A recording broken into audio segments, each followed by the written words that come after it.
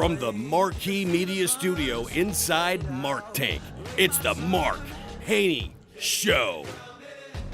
Yes, this is the Mark Haney Show. We're on a mission to ignite the entrepreneurial revolution right here in the hometown we love.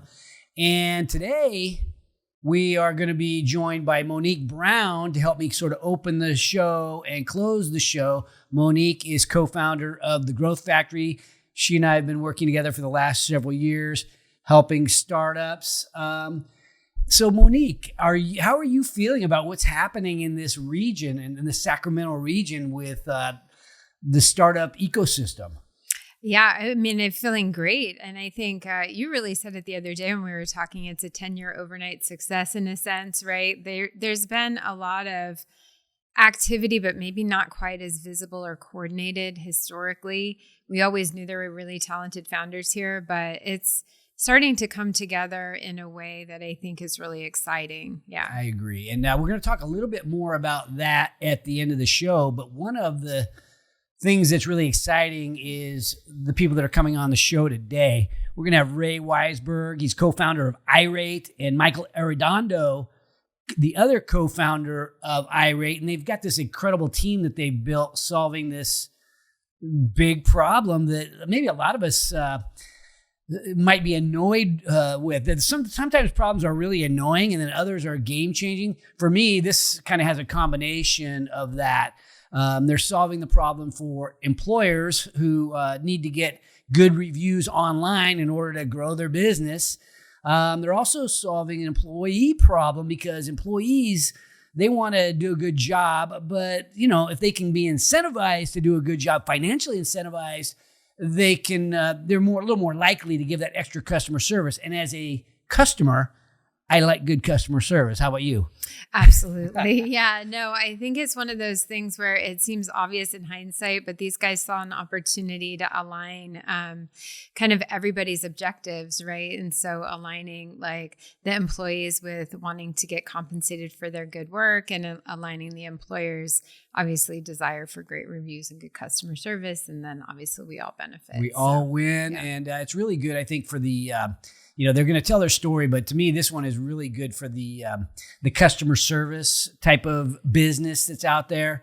But anyway, you stick around, hear the story, and I think you're going to be impressed by these two founders because this company is absolutely taking off. So stick around, hear the story of Michael Arredondo and Ray Weisberg and EyeRate.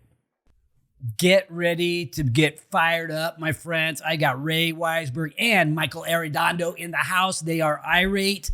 They are the founders of this startup that's not quite so much of a startup anymore. They're starting to take off. We're going to hear their story and their journey. So welcome to the show. I've been wanting to have you guys on the show for a long time. How's it going? Good. Thank you so much for inviting us. Thanks. We're really excited. You bet. All right, Ray, why don't we start with you? How'd you guys get this thing started and with your journey into this entrepreneurial venture? Yeah, I mean, we've known each other for 20 years. We met when we were 12, 13, played competitive basketball together, went to school together. We always knew we were going to start a business. We weren't quite sure what type of business we were going to start. After college, we connected at a Sequoia-backed startup and scaled a sales team out. We spent years selling into SMB. But prior to that, we were working in service-related jobs. So we were working in restaurants, we were working in car washes. I think you were working at Rite Aid for a while. So as we were thinking about building this business, we wanted to solve a problem for the business owner, but our unique insight was that we were service employees before. So we walked in their shoes. We know they didn't make a ton of money. So as we're building this product, we decided to build it for the service employees and obviously impact the business as we were scaling out. When we started in 2019, I think we're at $1,000 in recurring revenue. We're still working our other full-time job. And we said, we're going to quit our job. We're going all in on this. We're not going to pay ourselves. Wow. So I think we put $5,000 of our own money into it, stopped paying ourselves completely, had no income, moved back into our parents' house, and went all in. What a great story. So you guys were already buddies, had been buddies for a lot of years, ended up getting some outside experience, and then bringing it home and starting with basically no money, no income. So walk me through that. I mean, Michael, was that scary? What was the emotion as you were kind of thinking about, like, I got my buddy here, we're going to go build something? Yeah, of course. It was definitely scary. I think having trust in each other and in our support systems around us was super important to the success. At the time, is actually right after I got married. So my wife also needed some convincing at the time. But no, she was fully bought in, saw what we were trying to do, saw the bigger picture, getting the $1,000 in revenue in our first couple months while we were working full-time jobs. I think it was an indicator for us and our family that, we were kind of onto something. Okay, so moving back in with your parents, how old were you when you did that? Shoot. I moved into my parents' house. I didn't live with my parents. I didn't force my wife to do that. I was like, what did your wife say about moving back in? No, luckily it was just us living in their rental property at the time. And did you move back in with your parents? Yeah. Ray's like, I did. I was 29. Were you married or? No, I wasn't married, and I didn't fully tell them I was moving in. Just kind of snuck back in. Yeah, we packed up from San Francisco. Can I spend the night? I just moved back in, and they're like, "Are you living here now?" I'm like, shoot, that's kinda. hilarious. All right, so sorry about that, Michael. Back to you. So you convinced your wife, you moved back in, and then kind of like, was money tight? Did she make a lot of money? How does that work? She took care of us. She took care of us. We had some money that we, like Ray said, when we were working sugar mama. She works for the state, so take it for what it's worth. Steady.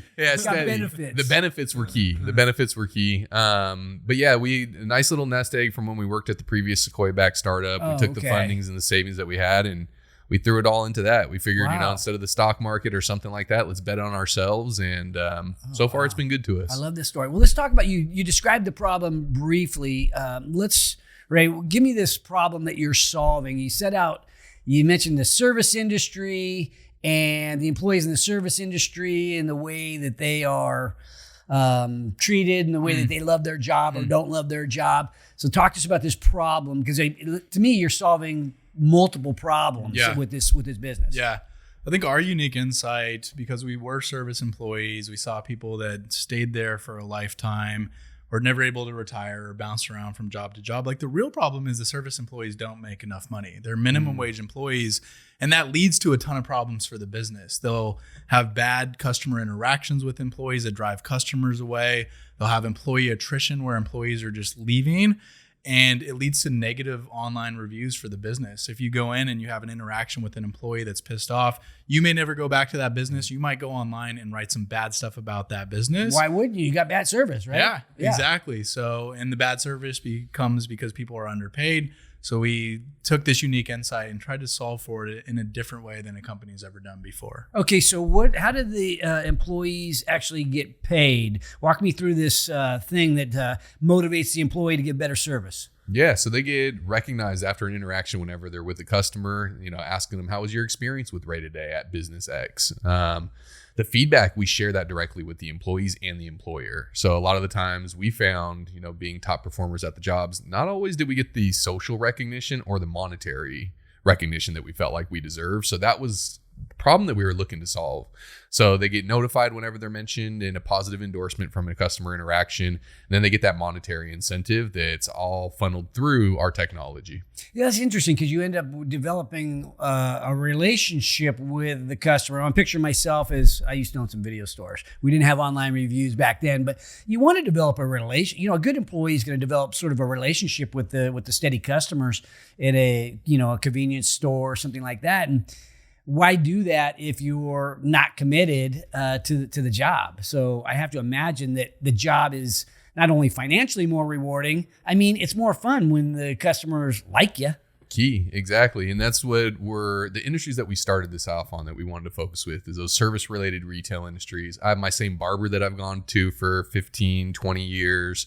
And that's the same thing when you go to your favorite restaurant. I'm sure that you're hoping that you're going to get that same server that you had last time that just gave you a top-notch experience. Yeah. Okay, so obviously, if the employee is a little bit happier, they're hoping for an online review. They're also hoping for that online review that's real positive. That leads to cash in their pocket? Yep. Okay, and walk me through that. Do I get a check at the end of the month? How does it work? Yeah, it's a good question. So we have a fintech solution that's built in where the employees can access their feedback. As soon as they get mentioned in an online review, it pings the employee and puts cash in a digital wallet for them. They can pull that cash out through a digital check that will go right into their bank account or through an EyeRate debit card. So they can load it right onto this debit card, start using it immediately. So it's a fintech solution that's built into the product for the employee. So an employee might get an extra $100 a month, $1,000 a month.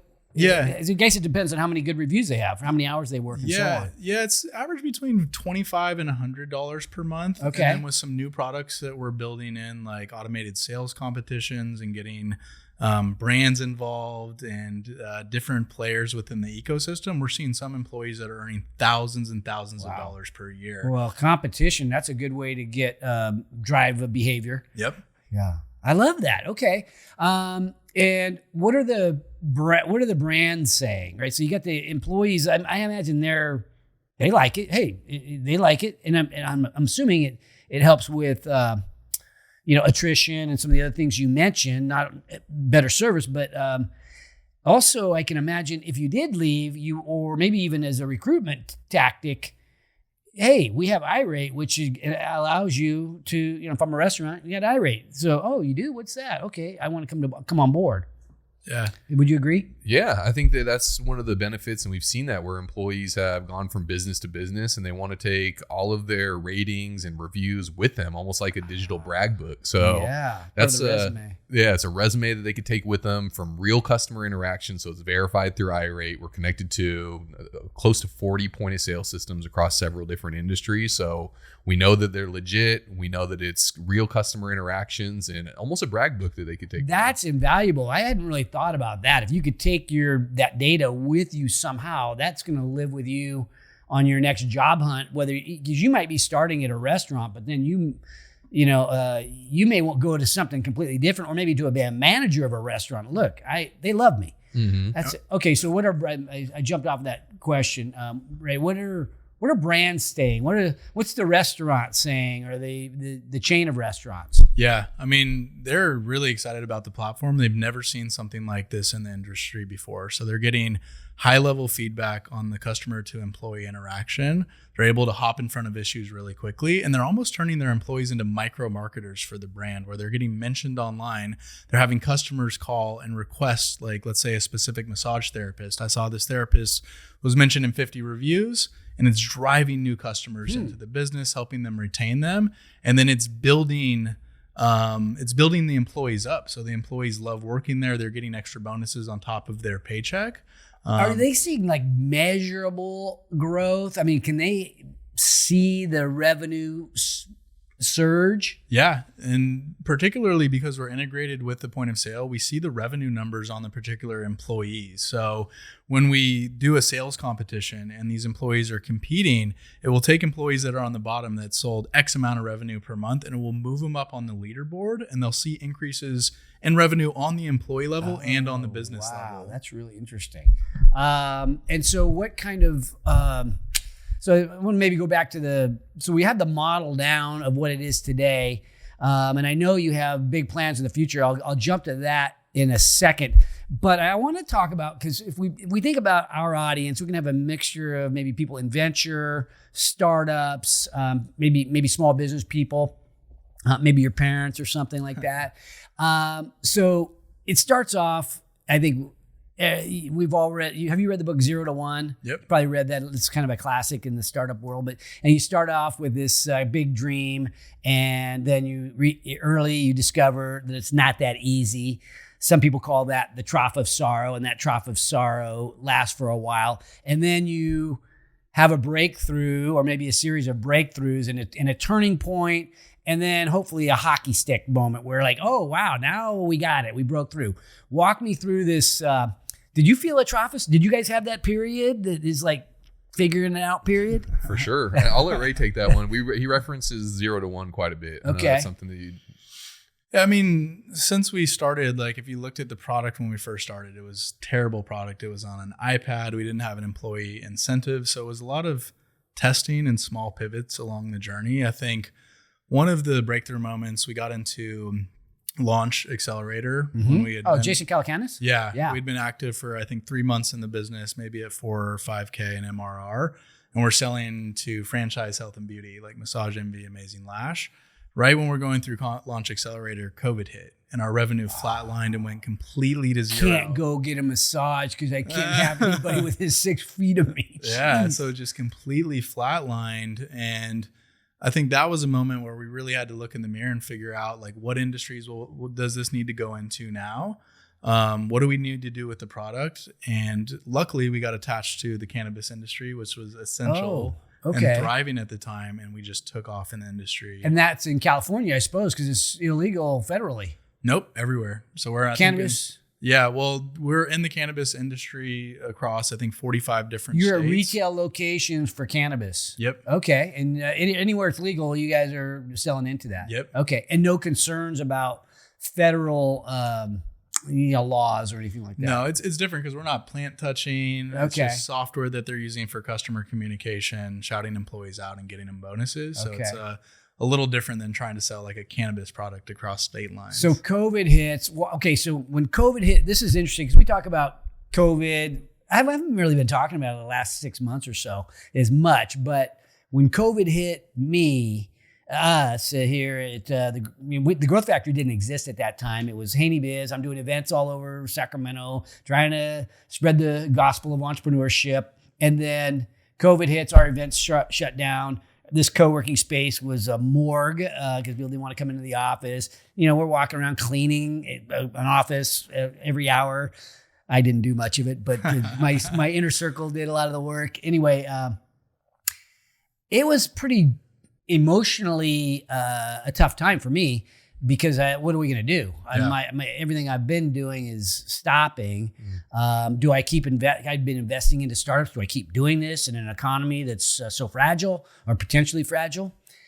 So it was a tough time for me. So you having a lot of eggs in, let's call it the Massage Envy basket, what was that emotion like for you guys? Was that like, oh, no problem, we'll just run plan B? Or was it like you guys, your buddies from back in the day, like that's a time when maybe people start infighting. I won't say that I didn't have any of that here. So anything on that where you're like, hey, are we still taking paychecks? What are we doing? Hey, that's your fault, whatever. Well, we weren't taking paychecks at the time, so we continued not taking paychecks. Okay. We believe in conflict, so we always have conflict in a harmonious way. And I think it was one of the best things that ever happened to us. Like, we believed in ourselves from day one. We knew we were going to make it work. COVID, little bump in the road. Really? Emotionally in the very beginning, it's like, do we need to pivot this whole product? Do we need to change our offering? But as we started working through it and looking at other industries and picking up the phone and making calls, like it was founder-led sales, and we believe in our ability to push a product into the market really quickly. We found really quick traction, and then it was off to the races. Okay. Yeah, and it wasn't to say that, there were some tough conversations, tough figuring out, what was the next steps. But I think for us, it was like backs against the wall now. We got into launch, and just a few weeks into it, we had a small carrot of money. What do we do with this money to make it last us to get through this? And who knew when it was going to end? But to Ray's point, it was just, let's pick up the phone, let's find new industries that are interested. And it was definitely a near-death experience. Did you guys have to trim back on employees or anything like that? Or was it just you two guys at the same time? There was about 5 of us at the time. My brother, our co-founder, Mike, and family friend, Evan. We were just everyone focused on sales at that time. Yeah, everybody's like, hey, we're not taking paychecks or pay cuts for any of those guys? No, we were all founders. We were paying ourselves very little with the money that we made. I think something's interesting that we did. Everybody within the company, they all were in different roles when COVID hit. Everyone was on sales. So operations was doing calls, products was doing calls, like every single person other than the engineers were picking up the phone. And we built a sales team out of the internal team we already had. That's a culture creator right there. When in my previous life, I had a business that was back against the wall, and we had a mantra: there's no problem more sales won't fix. And so that was like, look, I'm just going to hire salespeople, right? We're going to solve it and dial for dollars. Ours was a little bit outbound sales, like you guys a little bit too. So it was effective because that's all we did is dial the phone. And I have to imagine if you can build a culture around that, we'll call it shared sacrifice and, hey, we have to make sales, otherwise nothing happens around here. It's a good concept for the founding team to learn. Mm-hmm. That's what was interesting is even to this day, some of the folks that learned how to do sales and were required to do sales during this time, now that there's a little piece of sales in their heart when that's not where it started. So I think it's a good trait for everybody to have for that reason. Yeah. Okay. So what happened after that? Walk me through that. So you survived that, you land some cannabis companies. COVID still exists. So, I mean, I have to imagine it wasn't as robust as it could be today or even looking in the future because people are even today. Well, it's people seem to be over it more so today, but there's still some reluctance to go into retail stores. So walk me through that. And since we're monitoring customer experience, that was kind of the pitch and the pivot at the time is like, look, you guys are open, your doors are opening back up or your doors are still open during this time. How do you gauge how your customers are feeling about this and interacting with your employees? So leaning on that customer feedback, giving their employees who are struggling during the time that probably had their hours cut or weeks at a time. They didn't know when stimuluses were coming around. Right. It added value to the business and the employees during that rough time as well. Yeah, 100%. Okay, so now was there a breakthrough moment to be? I mean, you had the cannabis. Was there something else? Because now you guys have continued to grow revenue, and now, you brought on the growth factory. You bring on other venture money. Talk to us about that. I guess roadmap. Was there a turning point that now, hey, we're ready to go get some venture capital? I think it was just the growth in the different industries. Like what COVID proved to us is that we can make this product industry agnostic, and it's basically an infinite TAM. It's a very large market. We decided to stay focused on a few infinite of those. Total addressable market. It's a huge market, but we wanted to stay hyper focused on a few, being health and beauty, cannabis. I think we closed out 15% of the cannabis industry in a year and a half. And then we got introduced to Mucker, which is one of the leading VCs down in LA. Oh, yeah. They led the seed round. We had participation from launch, the City of Elk Grove, and then utilizing that capital to not just grow, but grow faster and grow more efficiently and bring in people that have done it before that have walked the same path. I think for the individual contributors, it's okay. We would take a chance on some people that might not have the background and experience in high growth SaaS sales, but finding the leaders that have that experience in a similar startup environment that took it from the point that we're at to the next point that we're trying to get to was really, really helpful and was a breakthrough moment. So bringing more senior leadership in. You guys don't use your own product within because you guys are B2B sales. Your product is mostly B2C, right? It doesn't work in B2B too much. I'm wondering, do you eat your own dog food? Is there a way to get online reviews that are helpful for you guys? Yeah, absolutely. That's something that we're dabbling into. So we are eating our own dog food. Okay. After our support team specifically is done helping one of our clients, it's the same thing. Hey, how was your interaction with XYZ employee? And then getting more of them to go and endorse us online, whether it's their employees of the business or the businesses directly that we work with. Okay. How do you decide when it's time to go raise another round of money?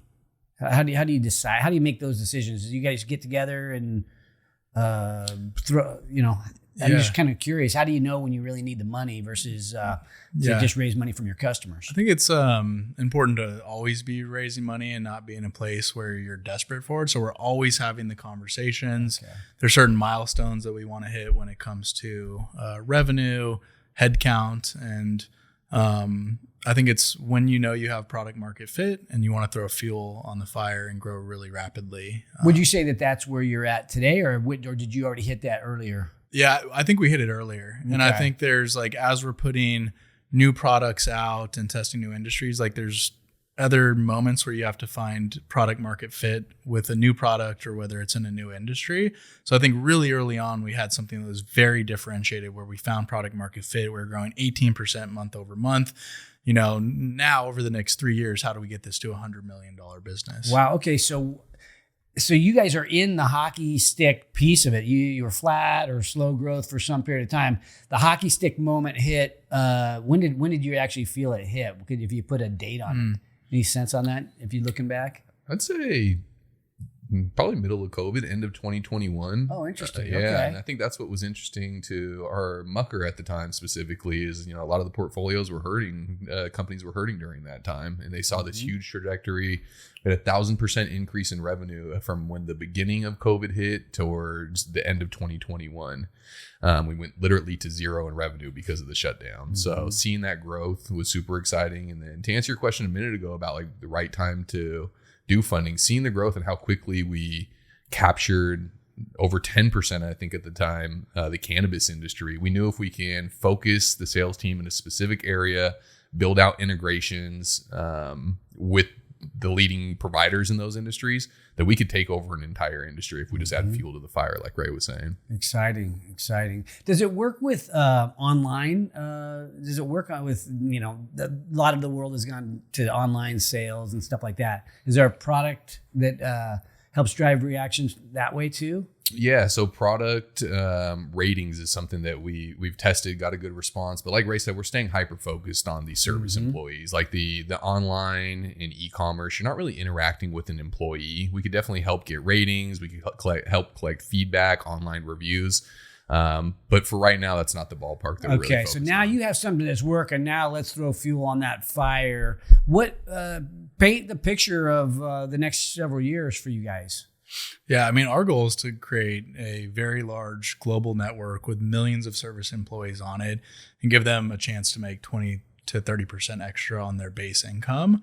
And for us, it's about category design. How do we create a brand new category that's never been done before and then own that category, become the category king within that category? And we'll see other people that come up and try and copy us. And it's important because the category king typically owns 78% of the total category, meaning 78% of the revenue goes to that company, 78% of investor dollars, 78% of talented individuals will go to that company. So we're not coming in and trying to be better than any company that's in a space that's already been defined. We're trying to create something that's differentiated, brand new, and then own that category. Wow. And so you're probably that now, just a little bit of a smaller company. So at 100 million, is that a target number for a certain year, or is like I'm trying to envision like how fast would you get to 100 million? Yeah, I mean the goal is to get there in the next 3 to 5 years. Wow.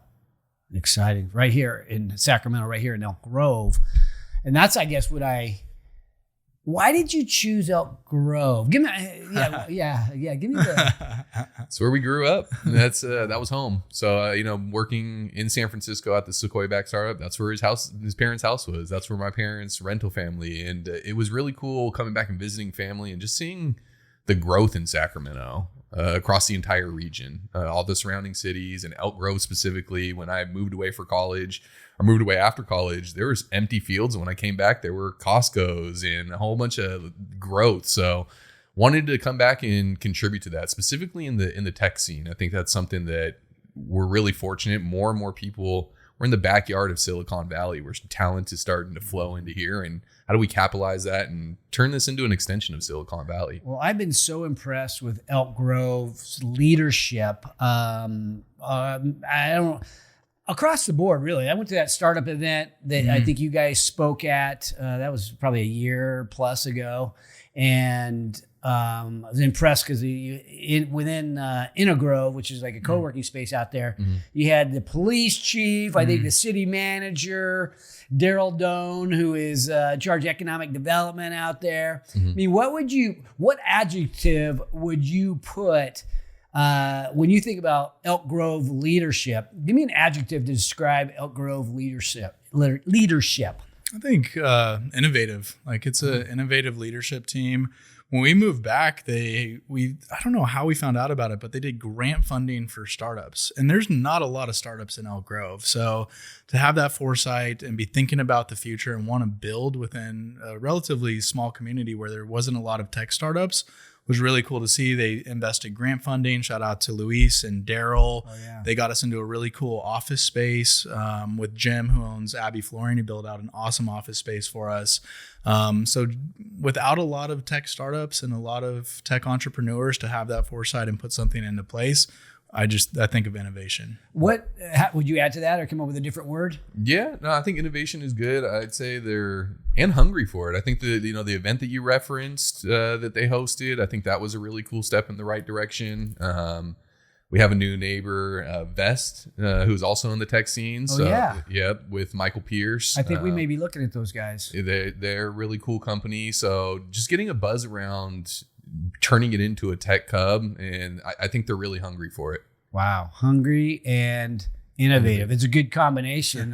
And you know what? They put their money where their town is. They put money into you guys, and I know they put money into other innovative companies in their area, and it's really cool. So I really am supportive of that. So Don, just kind of thinking about the business, what question did I not ask you that you feel like we need to get the word out? You mentioned earlier about your funding. You can't talk specifically about who's going to be funding you, but you guys have a new round coming out.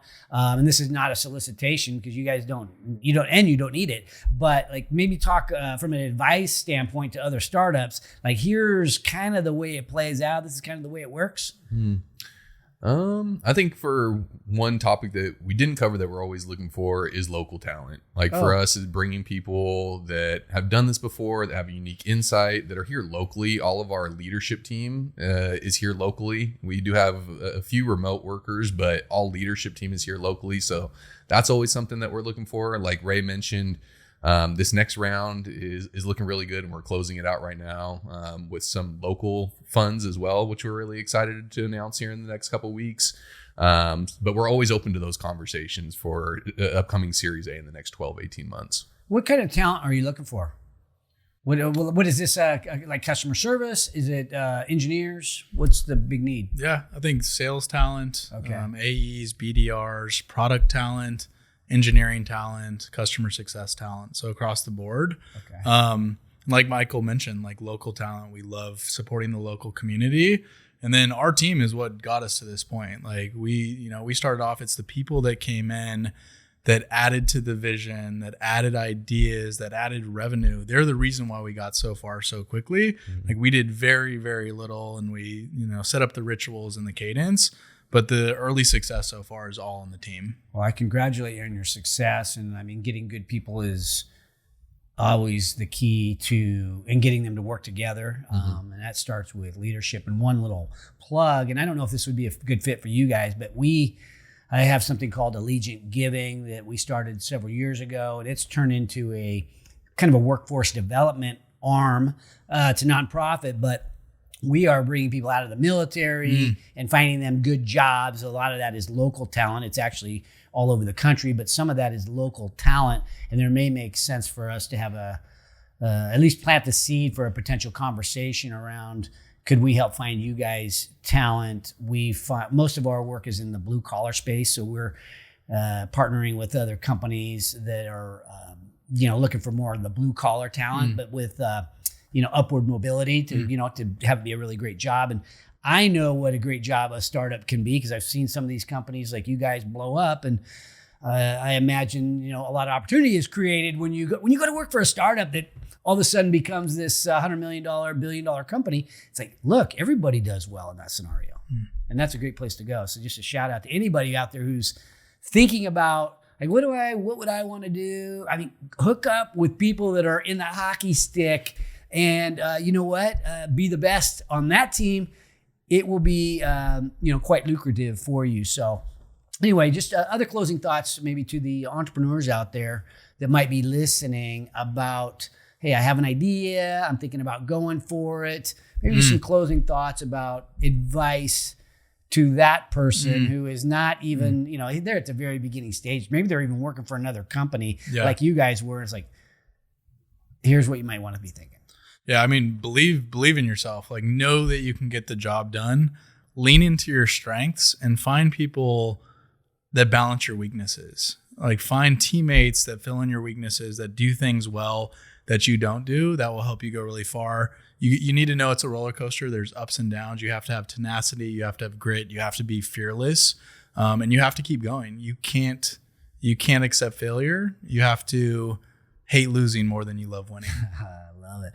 Yeah, Michael, any thoughts? Yeah, to echo all those points and just do it. If you have an idea, if it's something that you can prove that people will pay for and see value in, or even just see value in, the money will end up coming. Just jump off the cliff and do it. Especially if you have another job, you could always go back to that job. I think one thing that, I realized after working several jobs before is I could always go back and I could find another job, but I would have regretted if we didn't jump off the cliff, try this out, or persevere through COVID. So great story. Local startup, hockey sticking, right here in Sacramento, in Elk Grove specifically. Ray Weisberg, Michael Arredondo, thank you for sharing your story. Thank you for coming on the show. And thanks for, changing the world. This is really cool. Thank you for having us. Thank you so much. Yeah. Appreciate you. You betcha. Welcome back to the Mark Haney Show. And yeah, great show today. Enjoyed hearing the story of this startup group that decided they wanted to locate in Elk Grove specifically because that brought them back home to their roots. And I think in many ways we haven't had that here as much, where people are saying, look, I have this tech company that could really operate anywhere and maybe would see more likelihood of success if we located in the Silicon Valley or Bay Area or somewhere like that. But they chose Elk Grove. I'm back here with Monique Brown. Thoughts on the choice to choose one's hometown in order to build their business. These two guys happen to move back in with their parents, which is kind of helpful. Yeah, no, for sure. And I think like what we see with them, obviously is the city stepping up to take a role in providing support, which is pretty innovative. Daryl Doan's team there really putting a stake in the ground for entrepreneurship. So I love seeing that.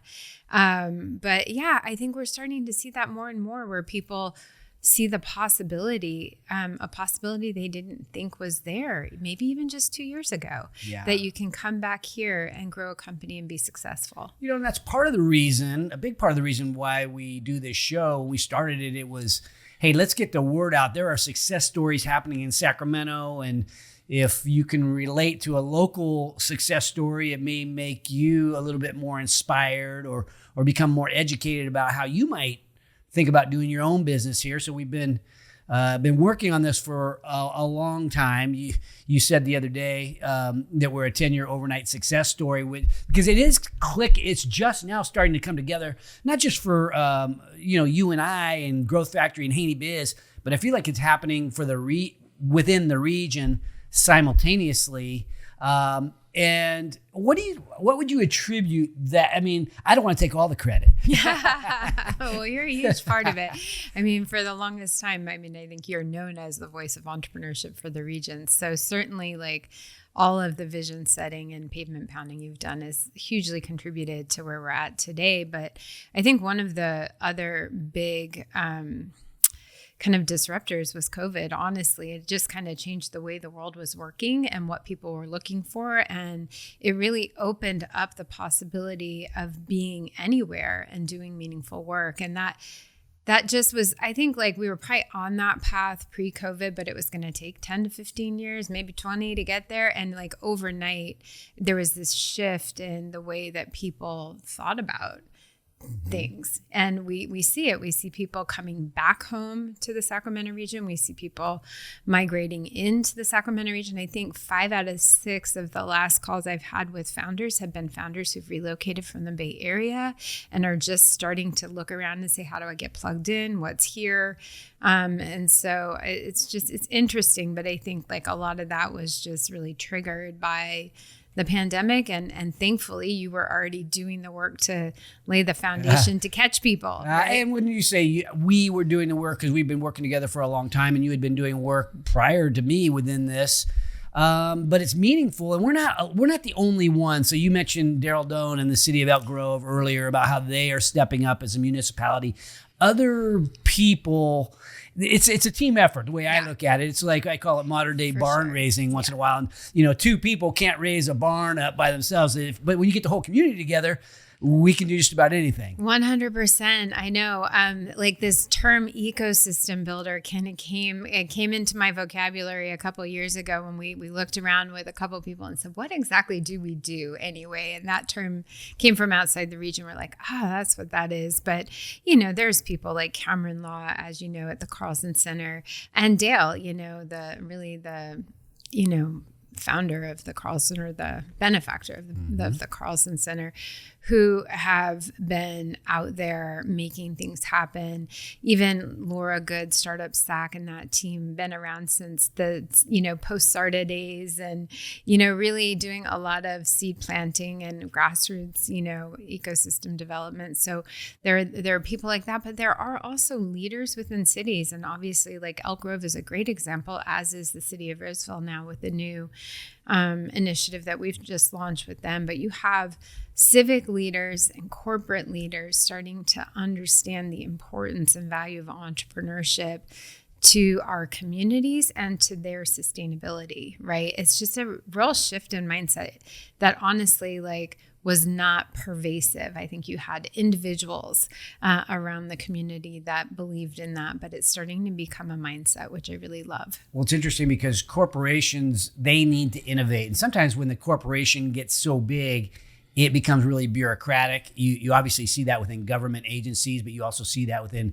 medium and larger size corporations. So being around people like Ray and Michael, who are on the show today, being around really innovative people, I think it helps us all to think a little bit differently, and we can take that back into our agency or our business and really benefit from just that innovative sort of mindset. Yeah, no, for sure. It reminds me, this morning I had the opportunity to attend the president's breakfast at Sierra College, and as you know, we serve as entrepreneur in residence there, and one of the things that Willie was talking about is just really the importance of infusing the entrepreneurial mindset across disciplines on campus, right? And so they're not just teaching entrepreneurship, but they're really trying to teach entrepreneurial skills to every single discipline, because they know that when those students go into the workforce, that those are the skills that are going to help them succeed. So it is really something that people are starting to grab hold of and develop and nurture and connect. And I mean, it's just really great to see. Like, what inning are we in? So we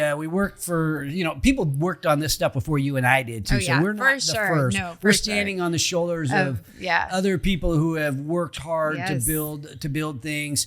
And we've shared some of those success stories, and that success breeds future success. But when you think about now, it's like the game has begun in a new way. What can it become? That's kind of an interesting question to me. Is like, I always talk about igniting the entrepreneurial revolution, but when it takes hold and we all take up arms together, what might it look like in 5, 10, 15 years? Yeah, it's an interesting question. And you know me, I'm like always, I underestimate, or I don't know, whatever. But if you say what inning, I'm like, the first number that came to mind was third, right? I'm like, we're in the third inning. There's a long ways to go in this game. It's a long game. And I think that's really important to understand. I think Brad Feld and team, talk about, the startup community and the startup community way and all that kind of stuff. And they say it's 20 years from today, right? Mm-hmm. Like that's what they say to every community, and whatever day it is, right? It's 20 years from today. And that just means that it's constantly, it's a long game and it's constantly developing. And so I look at like where we're at today and I think, well, we've got a good start. And to your point, 100% built on the shoulders of many, many people who've gone before us. And thank you to them for all the work that they did.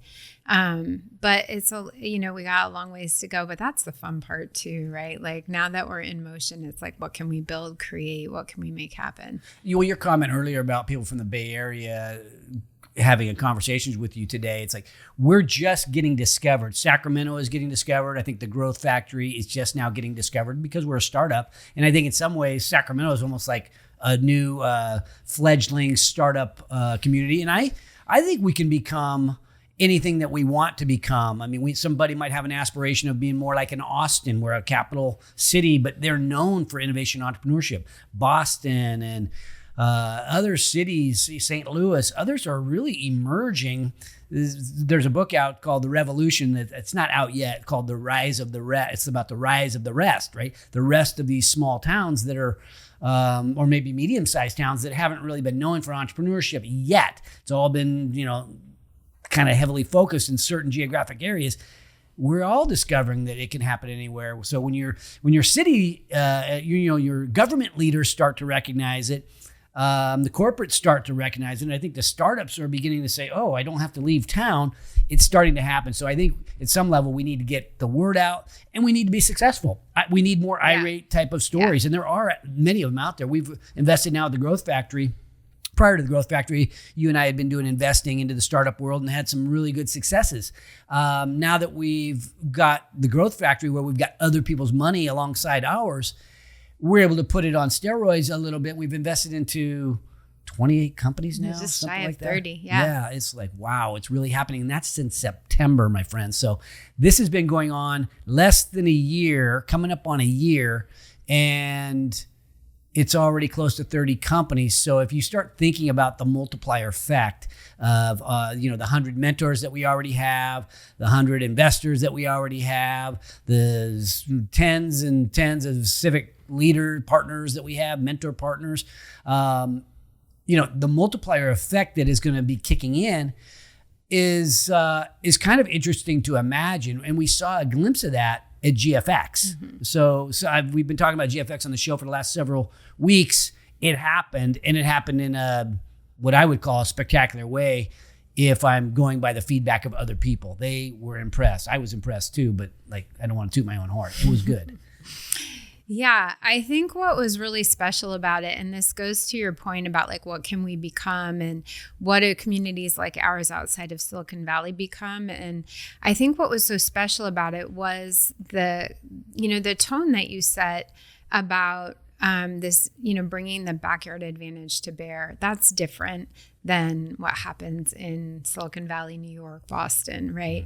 It's really about bringing the best of the best of our community together to support the most promising next founder, right? And people felt that. It's not something that you can schedule or touch. It didn't have to do with the agenda or the venue. It had to do with this feeling that we're in this together and we want to be in this together.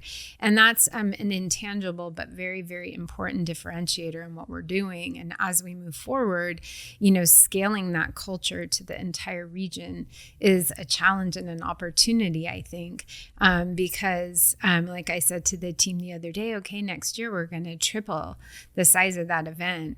We want Silicon Valley quality content with Placer County charm, right? We want to bring our heart into this because that's what makes us different. But we want to be the best, right? And so it's not about compromising quality. It's about doing, building these companies to be world-class companies, but doing it with a great heart.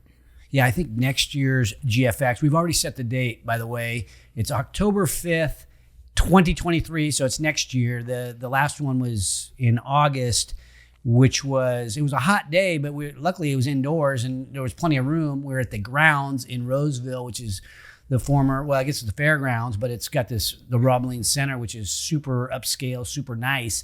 And it's got virtually unlimited capacity for this type of conference. And so we expect to scale it to be, you were mentioning triple in size next year, which would be close to 2,000 people. And I think that's really reasonable because we picked a bad time of the year this year, and we're going to go into October 5th next year, which is a lot better time. Plus, we're going to be able to kind of get the word out a little bit in advance. Yeah, I think Danielle and I were talking about in our postmortem, I'm like, I think we did that in 3 months. So yeah, we'll have a little more time. It was 1 year of being in existence. So every day is a school day, as Rick likes to say, and we're just running as fast as we can. So that got stood up in 3 months. We have a little more time for next year, but we'll build on, a lot of what we did this year and lessons learned this year, and hopefully make it really great next year. I agree. And the feeling that you mentioned, I certainly felt it. I feel like our whole team brings this collaborative approach versus competitive. And so that was what the room was filled with, is this group of people that wanted to help one another, collaborate on best ideas, and trust begins to form. And ultimately, it becomes unity. It becomes maybe even love at some level. When you've been helping somebody else, they really appreciate you, and vice versa. And it's next thing you know, we're kind of like brothers and sisters in arms trying to work together to do good by our community. And so that unity, in my mind, is a huge advantage for us. And it's my hope, and I guess it's going to be on my agenda over the coming years, is to help drive more of that unity and expand upon that, and then put it to good work, which I mean is it's not easy. So the one thing about the way we operate is everybody's got to carry their own bag to a certain extent. When you're building a tribe or building a community, this is not the Mark Haney show anymore. This is a team of people that need to come out and carry their own bags. They need to take initiative. And so, I mean, if there's somebody out there, Monique, that's thinking about, like, this sounds like an interesting concept. I want to get involved. What would you suggest? I literally say, email me, Monique at growthfactory.us. I'm serious. Just reach out if you want to be involved as a mentor, investor, advisor, partner, entrepreneur. I mean, it just is like we're building a community, and every single person matters. So just contact me and we'll get you routed in the right direction. I love it. And I don't know how much time we have, Scott. I think we're pretty good on time, and I just want to say thanks, Monique, for joining me again on the show, and thanks to EyeRate, and just my salute to all the entrepreneurs out there that are fighting the good fight for entrepreneurship, and of course all those fighting the good fight for our freedom, our security, and our way of life. You know, here at the Growth Factory, and on the Mark Haney Show, we're never above you, never below you, always by your side. Thanks for watching today's show. My goal for every episode is that you find a takeaway, something tangible you can use in your business today. And if you have a comment about a favorite takeaway, feel free to put it in the box below. And if you have a topic that you'd like me to bring up on the show, don't forget to let me know. And also, don't forget to subscribe to our YouTube channel if you want to learn more about entrepreneurship. Because at Haney Biz, we are always by your side.